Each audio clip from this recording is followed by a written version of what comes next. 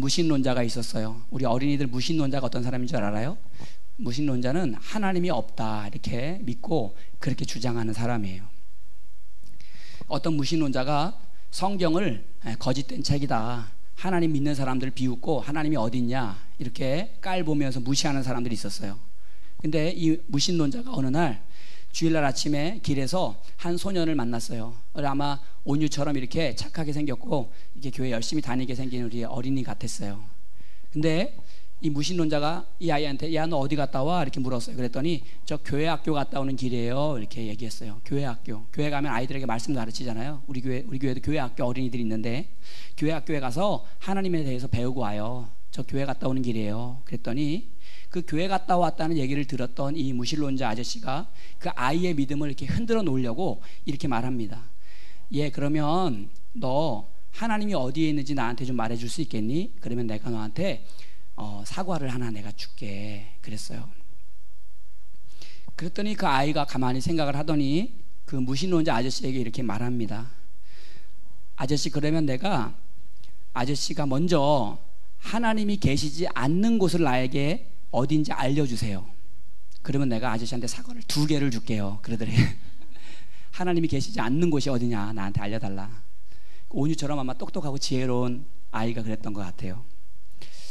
여러분, 어제도 우리 교회 학교 아이들과 이제 세종대학릉 다녀왔는데 좀 하나님이 만드신 그 자연 만물이 얼마나 아름답고 귀한지 몰라요.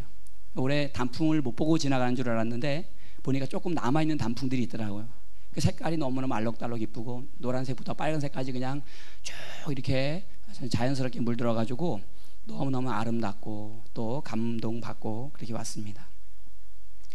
천지 만물이 하나님의 것이고 이 아름다운 자연을 하나님이 우리에게 주셨고 또 이 세상 역사를 하나님이 운행하시고 또 예수님을 통해서 우리가 하나님께로 죄사함 받고 나아갈 수 있는 길, 하나님의 자녀로 축복받고 영생받는 길을 우리에게 알려주셨지만, 그 길을 열어주셨지만 수많은 사람들이 여전히 하나님과 상관없는 인생을 살아가고 있다라고 하는 겁니다.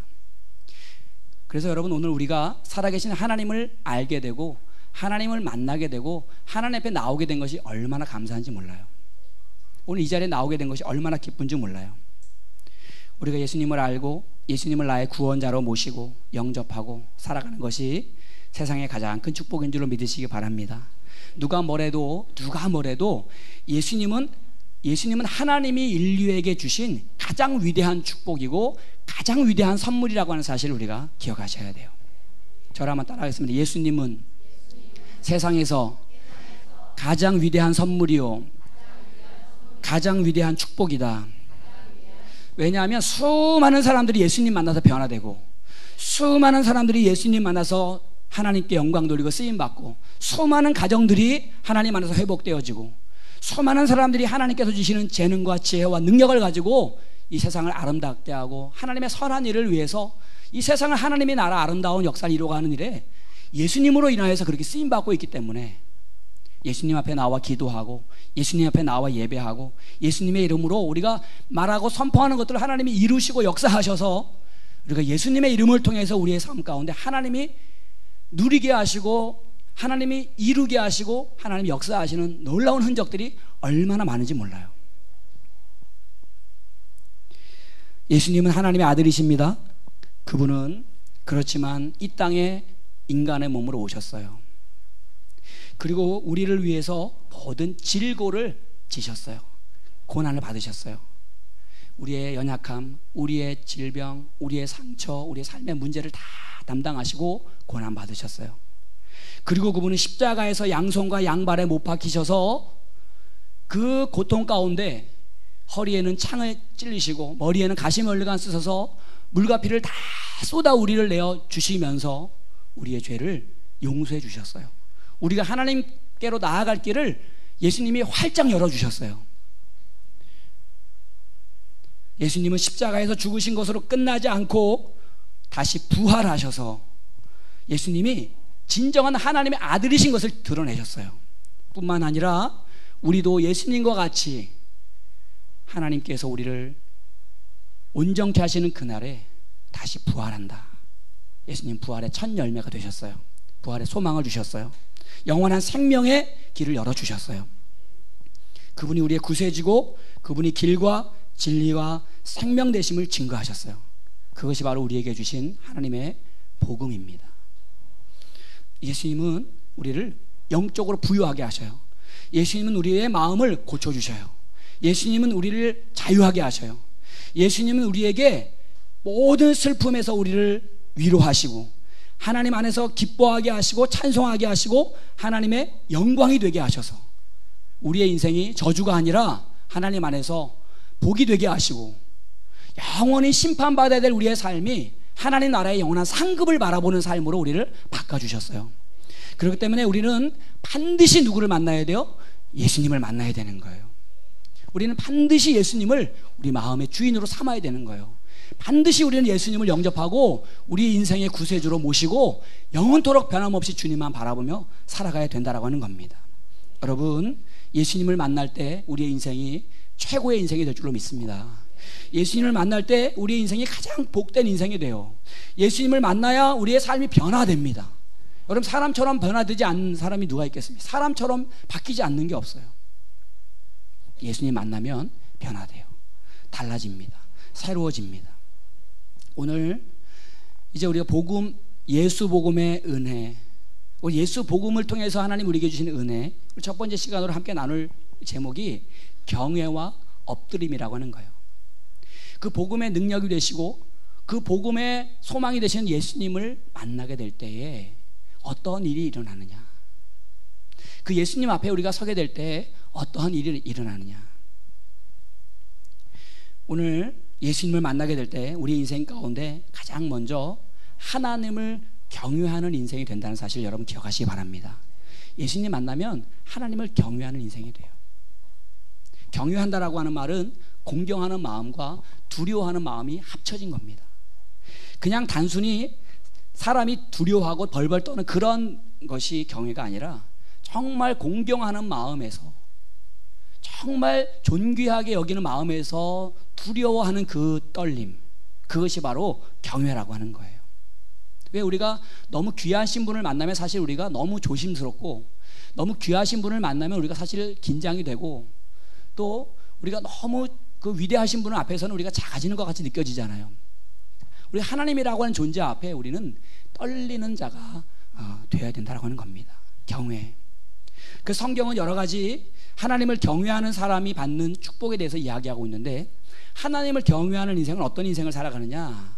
잠언 9장 10절 한번 같이 봅니다. 시작. 여호와를 경외하는 것이 지혜의 근본이요 거룩하신 자를 아는 것이 명철이니라. 아멘. 하나님을 경외할 때 인생이 지혜로운 인생이 된다는 거예요. 우리 아이들이 지혜롭고 똑똑한 아이가 되기 위해서 말씀을 가르치잖아요. 그리고 하나님을 경외하는 법을 가르치잖아요. 예배하는 법을 가르치잖아요. 우리 세움교회 아이들이요, 예배를 잘 드려요. 세움교회 아이들이요, 다른 교회 이렇게 가보면 이렇게 예배 잘 드리는 애들 별로 없어요. 세움교회 아이들 보세요. 딱 예배 드리는 모습 보세요. 우리 좀 보세요. 한번 보세요. 옆에 한번 봐주세요. 이렇게 우리 아이들을 얼마나 예배 잘 드립니까? 근데 이 아이들이 예배하면서 하나님을 경외하기 시작할 때 이 아이들의 마음 가운데 하나님의 지혜가 임한다는 거예요. 하나님의 지혜, 하나님의 명철이 임한다는 겁니다. 그 다음에 하나님을 경외하는 사람에게 우리 출애굽기 20장 20절 같이 봅니다. 시작. 모세가 백성에게 이르되 두려워하지 말라. 하나님이 임하심은 너희를 시험하고 너희로 경외하여 범죄하지 않게 하려 하심이니라. 아멘. 우리가 두렵고 떨리는 마음으로 하나님을 바라보게 될 때 우리는 죄악을 범하지 않는 정결한 삶, 거룩한 삶, 깨끗한 사람, 정직한 사람이 된다는 거예요. 그래서 우리가 하나님을 경외하고 살아가는 것이 얼마나 귀한지 모릅니다. 세상이 여러분 하나님을 경외하는 사람으로 가득했다 그러면 얼마나 좋겠어요. 그리고 우리가 하나님을 경외할 때 이런 일이 일어나요. 같이 봅니다. 시작. 여호와는 그를 경외하는 자 곧 그의 인자하심을 바라는 자를 살피사. 아멘. 하나님을 경외하는 자를 하나님이 살피신대요. 하나님 살피신대요. 그러니까 우리가 하나님 앞에 정말 하나님을 존귀하게 여기고 하나님을 존경하고 공경하고 두렵고 떨리는 마음으로 하나님 앞에 나아가 예배하고 기도하고 우리 하나님의 인도하심을 구하고 하나님을 의지하고 그 믿음으로 살아갈 때 하나님께서 우리의 인생을 살펴주신다라고 하는 겁니다. 그리고 하나님을 경외할 때 시편 33편 7절 같이 봅니다. 여호와의 천사가 주를 경외하는 자들을 둘러진치고 그들을 건지시는도다. 아멘. 하나님을 경외하는 자들을 하나님의 천사가 진치고 그들을 건지신다. 건지신다는 말은 뭐예요? 두려움에, 위험에서, 문제로부터 구원하신다. 하나님을 경외하는 자를 하나님이 구원하신다는 겁니다. 그리고 많이 있지만 마지막으로 한 가지만 살펴보면 신명기 6장 24절 같이 봅니다. 시작. 여호와께서 우리에게 이 모든 규례를 지키라 명령하셨으니 이는 우리가 우리 하나님 여호와를 경외하여 항상 복을 누리게 하기 위하심이며. 아멘. 우리가 하나님의 말씀 안에 거하고 말씀 앞에서 우리가 하나님을 발견하게 될 때에 우리가 하나님을 경외하게 되는데, 그 하나님을 경외하게 되면 어떤 역사가 나타나요? 항상 복을 누리게 하신다. 하나님의 복을. 그러니까 하나님을 경외할 때 하나님의 복이 우리 가운데 임하는 통로가 되는 거예요. 오늘 읽은 본문 말씀에 보면 예수님께서 제자 베드로를 부르시는 장면이 나옵니다. 갈릴리 호수 게네사렛 그 지역 그 호숫가에서 예수님이 말씀을 전하시는데, 예수님이 보니까 배 두 척이 있는 거예요. 그래가지고 배 한 척을 이렇게 이제 올라타셨어요. 그 배가 시몬 베드로의 배입니다. 시몬 베드로의 배에 올라가셔가지고 말씀을 전하기 시작하셔요.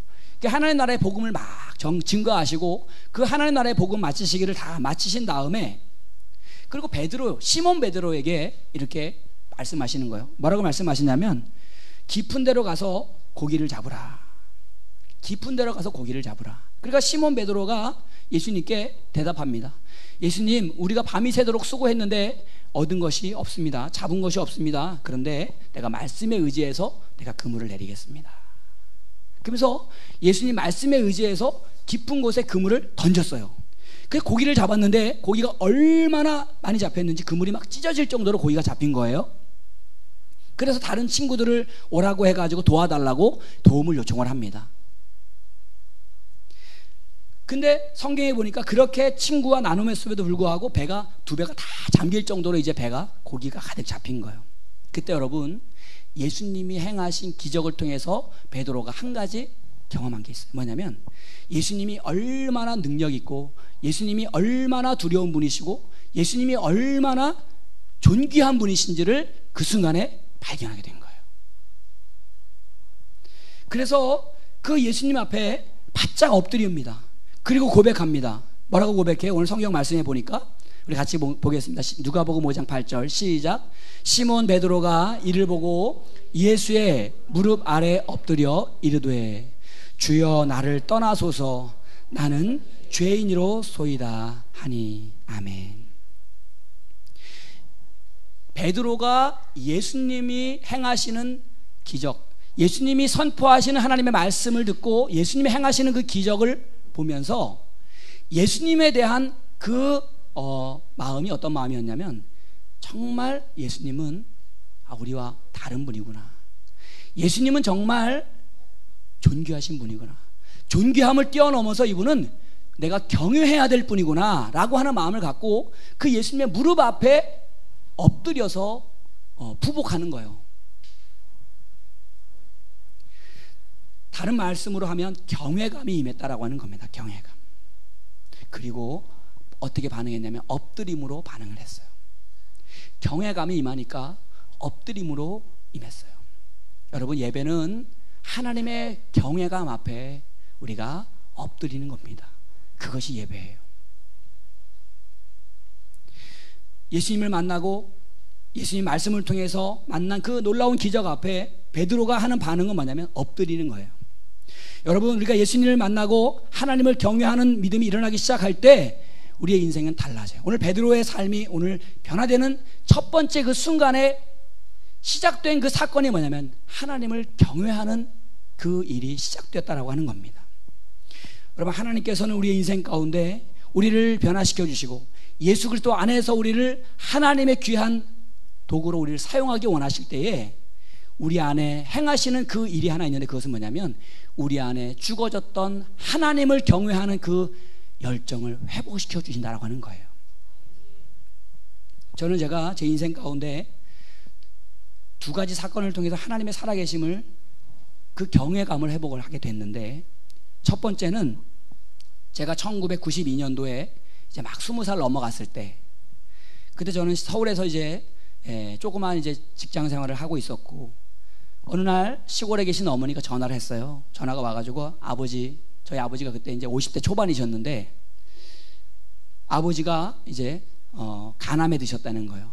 그것도 이제 말기. 그래서 병원에서는 이제 6개월밖에 사실 수 없다고 이제 판단을 내린 상태고, 수술도 이제는 너무 늦은 상태고, 이제 항암 치료를 받으시면서 이제 서울에 있는 저기 석수 쪽에 있는 원자력 병원에 거기서 치료 받으시면서 이렇게 다니셨는데, 저도 이제 서울에서 생활하던 걸 다 정리하고, 그리고 아버지 계시는 강원도 집으로 이렇게 내려가게 됐어요.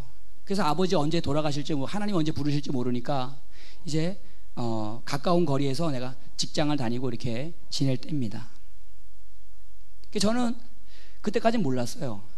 저는 생명이라고 하는 거는 그냥 내가 맘먹은 대로 살고 내가 맘먹은 대로 내가 쓸 수 있는 것이 생명이고 시간인 줄 알았어요. 근데 저희 아버지 그렇게 병원을 드시고, 그렇게 이제 6개월 정도 이제 판단 받으시고 1년을 이제 더 사시다가 이제 하나님 부르셔가지고 이제 하나님 이제 데려가셨는데, 그 사건을 통해서 저는 생명의 주인은 하나님이시구나, 인생의 주인은 하나님이시구나 라고 하는 가장 기본적인 상식, 가장 아주 상식적인 일을, 제가 그동안 잊어버리고 살았던 일을 그때 하나님 깨닫게 하셨어요. 생명의 주인은 너가 아니야. 생명의 주인은 하나님이야. 너의 시간, 그것도 내 것이 아니야. 그거는 나의 것이야. 너는 청지기일 뿐이야. 저는 그때까지 잘 몰랐어요. 50대 초반에 아버지 하나님의 부르심을 받는 과정을 통해서 그 하나님을 두려워할 줄 아는 마음을 갖게 됐어요. 그리고 하나님 앞에 나아가게 되고 하나님을 경외하는 마음을 갖게 되고, 그때 저희 가정이 기도하기 시작하고, 저희는요 모태신앙으로 자랐고 저희 가정도 다 어려서부터 교회를 다니는 집이에요. 교회 열심히 다녔어요. 근데 그때부터 정말 하나님 앞에 정말 진정한 기도를 드리고, 정말 그때부터 진정한 예배를 드리고, 정말 하나님 앞에 나는 정말 작은 존재이구나, 생명의 주관자 하나님이시구나, 어디 엎드리게 되고, 그때 저는 목회자가 되기를 결단하고 이제 우리 신학교에 들어가게 됐고, 그때 제가 신학교에 들어갈 때 이제 많은 조언을 해주시고 도와주신 분이 우리 저 뒤에 계신 허순옥 사모님이에요. 신학교 들어갈 때 저희 아버지 1년 정도 더 사시다가 하나님 품으로 돌아가셨지만, 저희 가정은 하나님을 향한 경외감을 회복하는 기회가 되었습니다. 목회를 하고 이제 신학교에 들어갔어요. 그 다음에 또 한 가지 일은, 이제 아버지는 돌아가시고 한 10년쯤 됐을 때 저희가 시골에서 이제 살던 집이 있는데, 그 땅을 이제 저희가 이제 집만 저희 거고 땅은 저희 게 아니에요. 근데 집주인이 1,000만 원을 줄 테니까 나가서 살아라 이거예요. 나가서 살아라. 땅을 사든지 나가든지. 근데 뭐 땅을 산 돈도 없고, 아버지 돌아가시고 10년 동안 보니까 그때도 막 빚이 있었어요. 그때도 돌아가시면서 지은 빚에, 뭐 농사 짓다가 남은 빚에 이렇게 해서 빚이 있었는데, 그래 뭐 돈도 없죠. 나갈 뭐 또 집 얻어서 나갈 새 얻어 나갈 돈도 없죠. 그러니까 막 막막한데, 저희 4명의 이제 우리 3남매 또 어머니, 그죠? 정말 막막하게 그렇게 있을 때 어떻게 해야 될까? 근데 그때 마침 강원도 인제군에서 돌연히 갑자기 저희 집 앞으로 이렇게 소방도로가 뚫리고, 그리고 집 옆에 별 필요도 없는 공원이 생겼어요. 별 필요가 없는데, 그 시골 마을에. 그러면서 저희가 살던 집이 보상을 받게 돼요. 보상. 그래가지고 집이 이제 보상을 받게서 하나님이 보상을 해주시는데, 집도 보상해 주시고 밖에 있는 장독대도 보상해 주시고, 축사, 아버지 지은 축사도 보상해 주시고, 또 화장실도, 또 심지어는 아버지가 평소에 살아생전에 심어놓았던 나무 한 그릇까지 다 새알아가지고 보상을 해주시더라고요. 그래가지고 그동안에 이렇게 지었던 빚들을 다 탕감하게 하시고, 어머니는 이렇게 쫓겨날 수밖에 없는 그런 상황에서 하나님이 집을 얻어주시고, 그래서 집을 사셨잖아요. 시골의 아파트, 지금 사시고 계시는 그 아파트 하나님 주신 아파트예요. 그래가지고 거기서 어머니 또 건강하게 또 지금도 우리 권사님으로 기도하시면서 생활하고 계십니다. 저는 그때 제가 그 사건을 통해서 경험했던 건 뭐냐면, 아, 물질의 주인도 하나님이시구나. 물질의 주인도.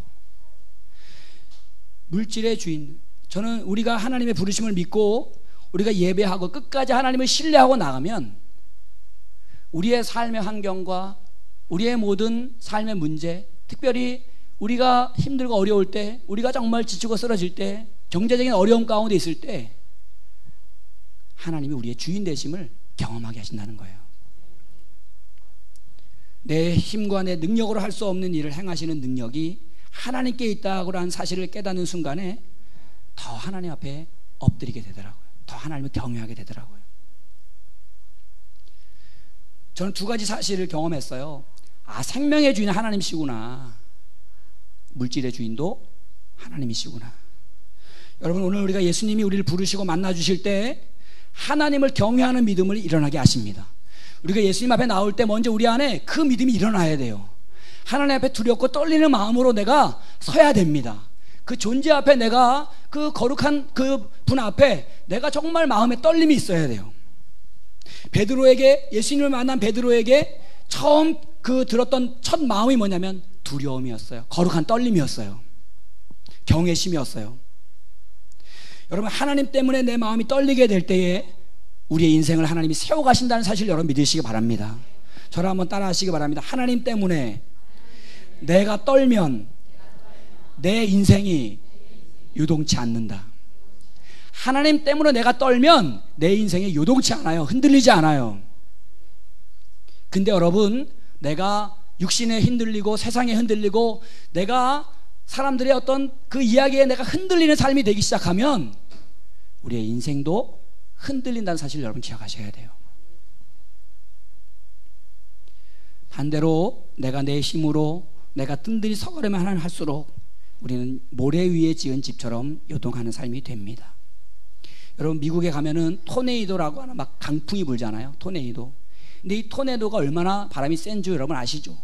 막 그 집들이 막 통째로 날아갑니다. 토네이도 한번 불면 엄청나게 굵은 수백 년 묵은 나무들이 뿌리채 뽑혀가요. 심지어는 길가에 세우는 트럭들이 막 이제 바람에 이렇게 날아가는데 사람들이 뭐 깊은 땅 속에다가 그 대피소를 만들어 놓고 철문을 막 2중 3중으로 이렇게 해놓고 거기에 피해 갑니다. 근데 여러분, 그렇게 지하에 피해서 숨으면 어떻게 되겠어요? 하나님이 지진을 한번 다 흔들면요, 그것도 소용이 없는 거예요.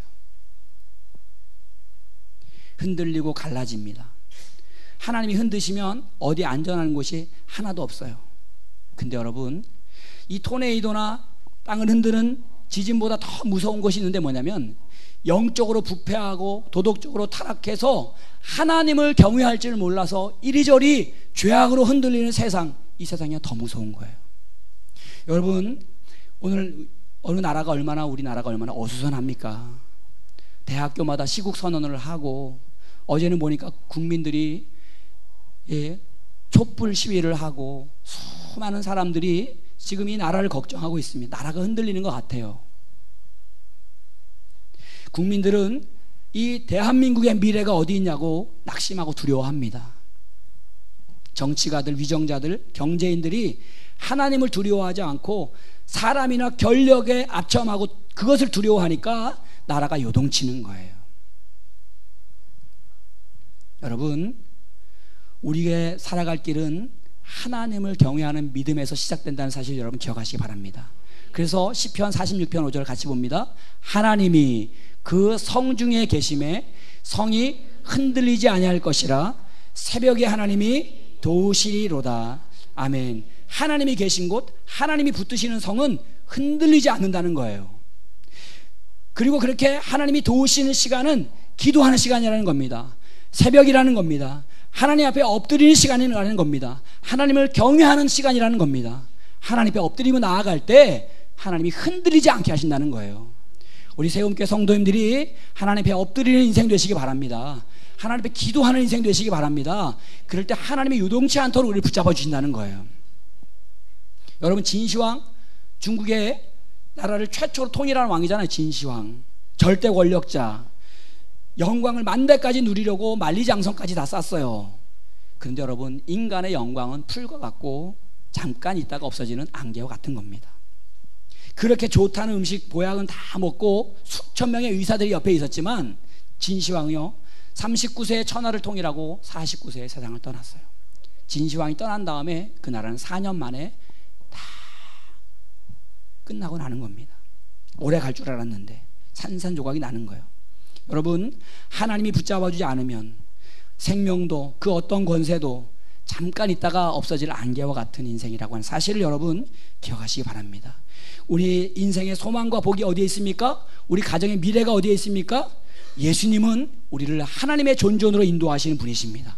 예수님 앞에 나아갈 때 우리는 하나님의 살아계심을 자각하게 되고 하나님의 크고 위대하심을 바라보게 될 때 우리 안에는 거룩한 떨림이 일어나게 되는 거예요.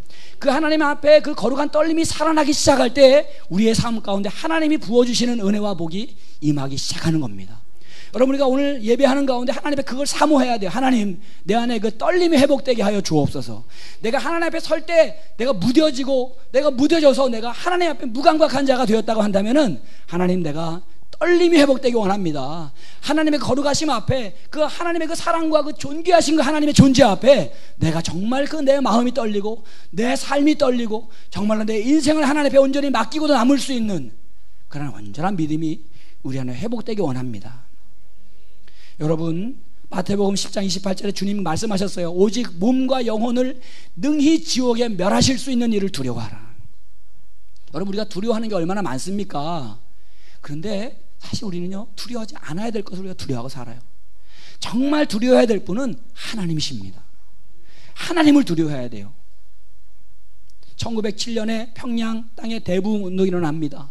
술주정뱅이들, 깨어진 가정들, 세상적으로 천대받고 멸시받는 사람들이 예수 믿고 변화되고 수많은 사람들이 하나님의 복음 안에, 예수 그리스도의 복음 안에서 변화되기 시작했어요. 그때 여러분, 그 현장에, 그 부흥의 현장을 목격했던 선교사님이 이렇게 기록을 했어요. 모든 사람이 주위에 다른 사람이 있다는 것조차 완전히 잃어버린 것 같았다. 지금 예배의 상황을 얘기하는 겁니다. 한 사람 한 사람이 각자 하나님과 대면하고 있었다. 나는 자비와 생명과 자비를 구하며 하나님께 탄원하고 있는 수백 명이 경외감으로 가득 찬 목소리를 들을 수 있었다. 그 하나님이 부흥을 일으키실 때, 하나님의 회복을 일으키실 때 그 예배 현장 가운데 있었던 수많은 사람들 안에 그 마음속에 하나님이 경외감을 회복시켜 주셨다는 거예요. 하나님을 경외하는 마음. 그리고 나서 그분들이 하늘을 우러러보며 자신들이 배반한 예수님 앞에서 그들은 자신을 깨뜨리고 고통 속에서 울부짖었다. 주여 우리를 버리지 마소서. 주여 우리를 버리지 마소서.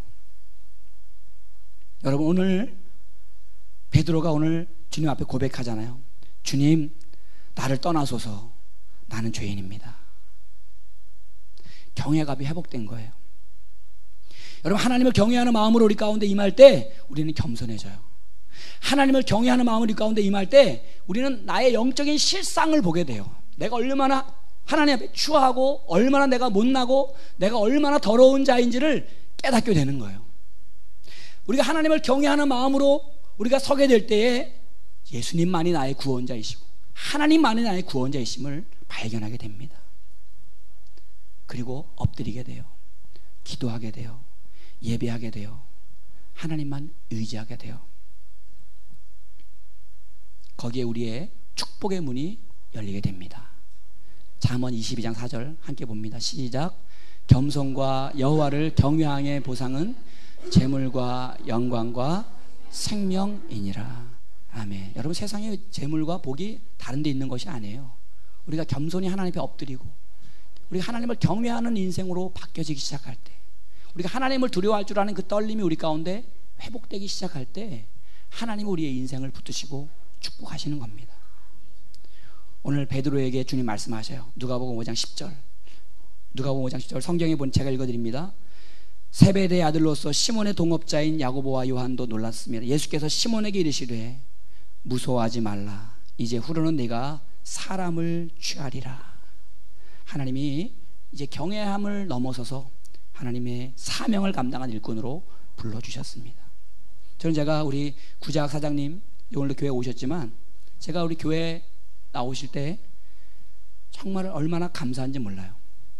우리가 하나님을 경외하는 마음을 하나님이 부어주셨어요. 그래서 예배하는 자리에 나오셨어요. 이분 제가 교회 나오시라고 제가 한 번도 제가 말씀드린 적이 없어요. 그때 교회 나오셨어요. 혼자 나오신 게 아니라 다른 분들도 같이 교회 가자, 교회 가자. 저는요, 하나님께서 그 마음을 주셨다고 믿습니다. 그래서 그 마음이 점점 커지고 온전해지면 하나님이 아브라함과 같은 복을 주시는 거예요. 하나님께서 아브라함에게 내가 이제야 나를 경외한 줄 아노라. 그 하나님의 경외심이 인정받을 때 아브라함에게 하나님께서 하늘과 땅의 그 모든 축복을 하나님이 부어주셨어요. 약속해 주셨어요. 우리 구자학 성도님 통해서 하나님이 그런 역사를 이루어 주실 줄로 믿습니다. 하나님 그 역사를 이루시려고 불러주셨어요. 이분이 오늘 이 지역에, 이 열미리 지역에 축복의 통로로 하나님 세우신 겁니다. 하나님의 역사를 이루실 하나님의 믿음의 주인공으로 세우신 겁니다. 오늘 이 뿐만 아니라 우리 모든 성도님들이 우리 예수님 앞에 나아갈 때 그 두렵고 떨리는 마음을 회복하셔서 엎드리고 또 하나님을 섬기고 예배하고 믿음으로 나아가셔서 우리 하나님 안에서 늘 승리하고 하나님 안에서 늘 기쁘고 하나님 안에서 늘 감사가 넘치는 복 있는 삶이 되시기를 주님의 이름으로 간절히 축원을 드립니다.